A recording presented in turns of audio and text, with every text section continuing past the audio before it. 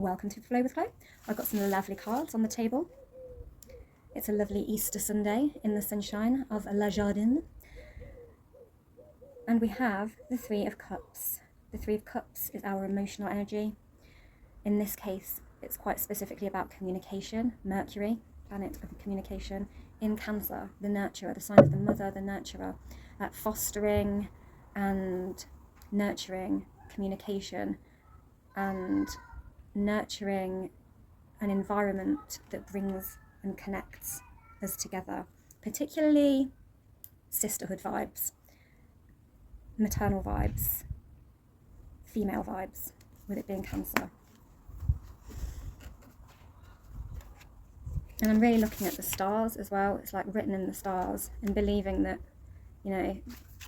you are part of a constellation of the right people at the right time, in the right place, and trusting that and nurturing that ideology that you fit somewhere like a constellation with something mapped out. And we have the Four of Wands, Aries, Venus in Aries. It's passionate, it's expressive, it wants to be seen, it wants to be number one. And you can really see these girls are really going for it. They really want to be seen and they really want to let rip.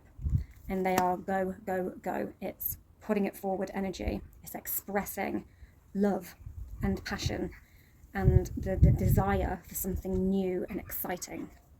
Then we have the Six of Wands. This is big expansion, big spotlight energy. So Jupiter in Leo. It's very lucky. It's victory. After a long battle, we've got the wreath. Leo is very spotlight energy. It's proud. And it's in that spotlight. Again, massive creative burst of energy, big fire energy with those Wands cards. So fabulous, boom, opening. We have got, then we got Eight of Cups, walking away. Maybe we cannot have this. Maybe we will not feel this until we have walked away. We have a lot of fire in this cup, in the water. Water and fire is big, like purification energy. So alchemy energy, burning things away, dissolving them, purifying them, cleansing it out. But she's walking towards a brand new horizon.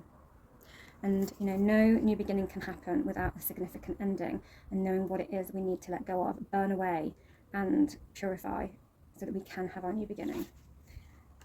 It's having the strength to do that as well. And then we have the Hermit, which is quite a Virgo card. It's a card of solitude and humility, if that's a word, being humble. And it's very spiritual. It's sitting in contemplation and feeling and knowing the light within. We have got I think it's a Grand Cross coming up on the 26th of April, between fixed signs, between Pluto and Aquarius, Mars in Leo, Sun in Taurus, and I think it's Black Moon Lilith as well. So deep dark energies coming up, and some like frictions, tensions, knowing what we need to move away from, and dissolve. This Mars Leo stuff coming up, this need to be seen and heard, that energy is going to be there. This need to nurture the collective is going to be there with Pluto in Aquarius. Aquarius is all about the collective, and it's quite a communicative sign, is Aquarius. It's an air sign. And Lilith is that dark void space, the darkest place we go. And she's not afraid to go there. I think there's something in Scorpio as well. Anywho's, this card is being sat in the middle of that cross, looking into those energies and meeting them all head on, and noticing which one calls the loudest. Then we get the Six of Pentacles, which is a harmonious card of giving, receiving. It's very grounded, it's very real life, and it's this infinity loop of things being in balance. What you put out, you get back. You know, it's like paying it forward. What makes the world go round. We also have the Eight of Swords. This is Jupiter in Gemini, and Jupiter is in Gemini at the moment. It can feel a little bit restricted, Jupiter can in Gemini. It wants to be expansive, it wants to be like this. Big. Gemini can be an overthinker and a bit focused on the small details, as can Virgo. But it sees the bigger, we need to see the bigger picture with Jupiter. And that is our point of growth, seeing the bigger picture and where this is all going, and pausing in that energy, in that discomfort, to really process it, to know what we can alchemize. We have had Sun just move into Taurus yesterday on the 19th, which I find a bit weird. I never really get that, because my brother's born on the 19th of April and he's an Aries. But I don't know, it's just like this year, has it gone in earlier? I don't know. People born on the 19th this year of April, will they all be Taurians? Has everything shifted? Oh, I've got a card. We have the Enchanter's Wheel. So we have the Wheel of Fortune. I've pulled these cards from the Forest of Enchantment because I feel like they're very earthy and very Sun in Taurus. That Sun in Taurus energy is going to be really like lighting up this Grand Cross as well, and showing us what we need to shine a light on. Which energy is the loudest for you? Which direction are you going to go in? What do you need to process to make that wheel keep on turning? To keep on turning those wheels, those pentacles. And this is fated. It's fated. What did I say at the beginning about astrologically mapped out, like constellations coming together? We've got that wheel on this card, the wreath in the shape of the circle. We've got that tambourine, the dancing, spinning it round and round.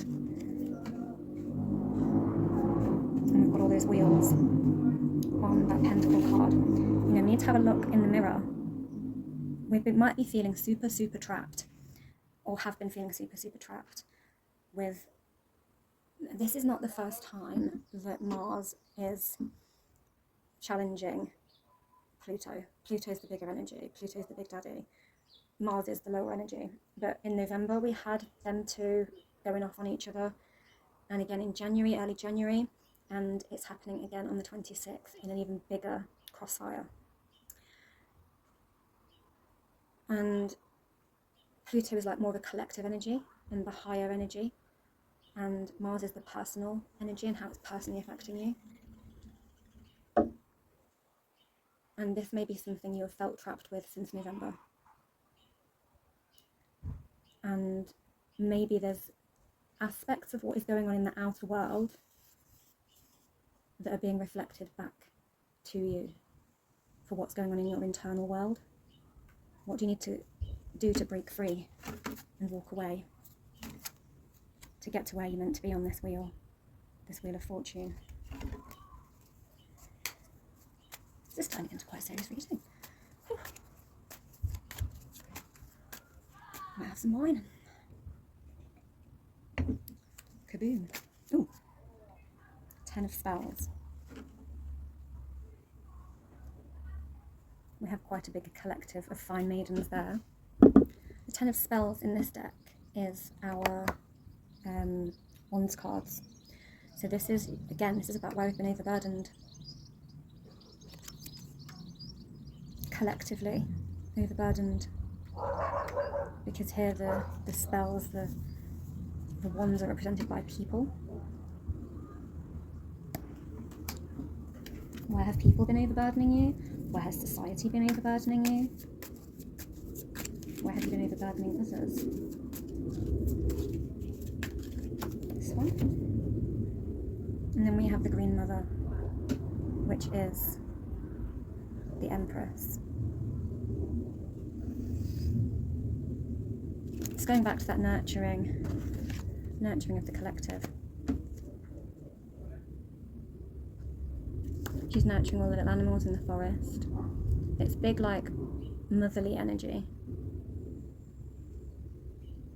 And it's very grounded, very peaceful, very trusting energy. And it's about growth. Serenity and growth.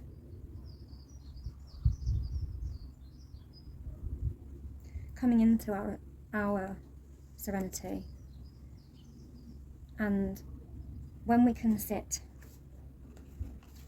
in this energy and process it and dissolve it and walk away, we can grow.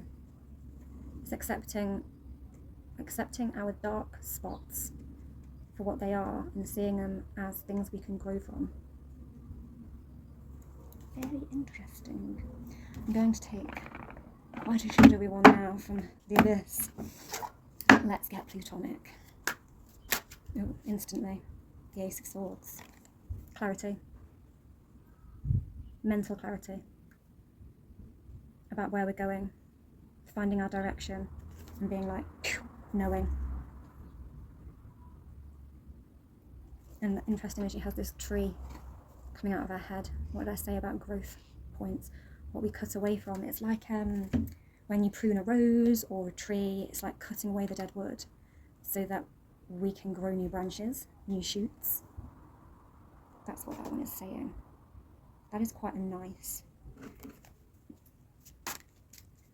shadow card to get. Oh, and look. The branches make up, can you see the woman reaching out? And there's a house as well in the tree. And there's a little couple there. So there's something to do with our roots as well. Cancerian nurturing vibes. It's very to do with our roots. Very kind of fourth house stuff, where we come from. And, ooh, my goodness, what is it? The Ten of Swords. Endings. I like this version of the Ten of Swords. It has a very different meaning in this deck. It's not seeing, I think it has like maybe multiple versions. I'm sure this deck has multiple versions of certain cards, and this is more the shadow interpretation and how we can grow from it. It's the wisdom. It's the mental clarity to have that wisdom. The owl represents the wisdom, and the old man represents, aging and learning, and that message. The owl is like the messenger coming into our grown self. We don't spend a lot of time on this earth without learning some valuable lessons, and if we've been here a long time and not learned our lessons, we are not very wise. And this tree coming out of the head, wisdom again, 2 swords cards, about having clarity, breaking away. I mean, the Ten of Swords depictions of this card in other decks are pretty gruesome. It's like a man lying on his front with 10 swords in his back. It's like the end, very much the end. And we cannot have the beginning, the ace, without ending. And the end leads us back to the beginning. The Enchanter's Wheel, the Wheel of Fortune, the cycle, new cycles, growth. What a beautiful reading. I'm going to take, we're not quite at the 1st of May yet, or Beltane, but we're getting there. So I am going to crack it open because we have got the Empress on the table and lots of tree energy. Beltane is all about flourishing. The bounty of spring, the flourishing. It's a new deck. I've got the mini deck, which I've used in the past, but I bought the big deck because it's just nicer to shuffle, and it's got the gold shiny edges. The cards just shuffle better as well. Better quality. Come on, give me a card. Give me a card. What's the overall message from this big old juicy reading? This one. Goat. Fearless I am in the path I choose, for I've never been led astray. I'm always finding my way. It's very determined, and look, the goat on this card has a 3rd eye, wisdom, and the twisted horns. It's quite Capricorny, being the goat. And Capricorn is the sea goat, who is a mythological creature who's half sea, half goat, half merman, half goat. And he rises up from the water, bringing the messages from the water, the depths of the water, the ocean, to the people on the land. He's like a form of messenger of wisdom. Messenger of wisdom. There's also a full moon on it. We've not long had a full moon in Libra. Our next moon cycle begins in Taurus, though. I'm going to take one more. Oh, that one came out quick. Cow. I've actually got 3. We get cow, which is very Taurian. May the embrace of all that is nurturing you awaken in all that you are becoming. Another gorgeous message. Very Taurian. Taurians are massive nurturers, being Venus-led, and they are symbolised by the bull. And Sun has just gone into Taurus. My mum's a Taurus, she's very nurturing. And I feel like that's linking back to that Empress. Nurturing yourself, knowing your point of growth. I feel like I've got the masculine and the feminine energy there. The goat being the masculine and the cow being the feminine. I need to balance out the masculine and feminine energies. I'm going to see what these other 2 are as well. Embodiment. Love the fly agaric mushrooms on this one. Now unsown from the flesh, a most alluring lullaby stills my pain as the skies bleed for my heart and the embodiment I am to claim. Wow, that is deep. This is a transformation. It's a painful transformation. Transformation is not easy, and it's going back to that alchemy energy on here. This cleansing, this purifying, this burning, this dissolving. The dissolving of us so that we can embody what we are meant to be and claim what we should have. Claim our truth. The skies bleed for my heart. This is a transformation through pain. Like I said, like that Lilith energy of looking at the darkest places and knowing what we need to transform, what we need to face. The embodiment I am to claim. Accepting who we are. And we get creation. Oh God, that's gorgeous. These cards are just so gorgeous. Going back again. Where's it gone? Again. That mothery energy. That nurturer. We literally have like the tree lady again. The tree, and literally a baby in the tree, the belly of the tree. Through the darkness I crossed, and still I find myself in the presence of life. God, it's gonna make me cry. Actually, very emotional. Yeah. Deep, dark transformation, that dark magical transformation of processing. I mean, mushrooms, they grow in the dark. They require the dark to grow. Oh God, there's one stuck to the back of it. Another one. The Fae. I literally like pushed it and there's one stuck to the back. Not everything is as it may seem. Be cautious, dear one, for there is a story beneath the tale. And there's the little shadowy ones, the little shadowy fairies. Like I said, it's coming from, it's processing our darkness and the pain. And we've got the bee there, the bee stings. The bee stings, but when the bee stings, it dies. Endings. Painful endings. This is like a lifelong, this is transforming lifelong stuff that we've got deep down in the dark roots, the mycelium of the roots. But, you know, from the mycelium is where the magical mushrooms grow from, and the dark is where the mushrooms grow from. So interesting. So there's one stuck to the back of this as well. Earth worship. Until my body is in your arms, I will worship you, dear mother of mine. And we've got crystals and trees all growing out as well of the hands. Wow, and we've got the butterfly of transformation up there as well. Deep, deep, deep healing. If we can transform, we need to do the shadow work to transform and sit in that space of looking at the bigger picture, our internal needs that need to be seen and recognised, but also how it's affecting the collective and what shadows we're bringing and it is bringing up, what we need to break away from and transform